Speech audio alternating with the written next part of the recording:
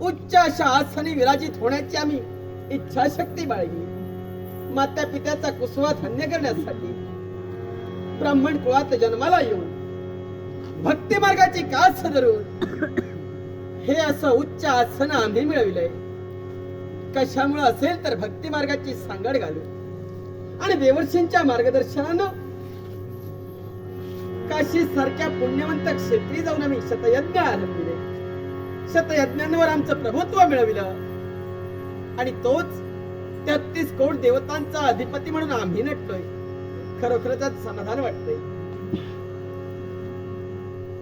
नवखंड पृथ्वी आणि 10वा खंड म्हणजे काशी.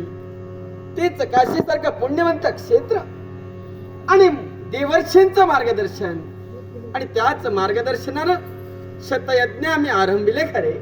99 यज्ञ परिपूर्णही केलाय. राहता राहिला तो 100वा यज्ञ.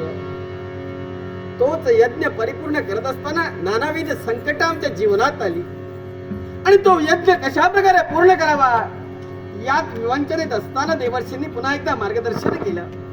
आम्ही आद्य विनायकाची भक्ती केली आणि त्या आद्य विनायकाला मी प्रसन्न करून घेतला. त्याच्या आशीर्वादाने 100वा सोमयाग आम्ही परिपूर्ण केला. तोच यज्ञ परिपूर्ण होता. ब्रह्मा विष्णू महेश त्रय देवतांनी आम्हाला आशीर्वचन दिलं.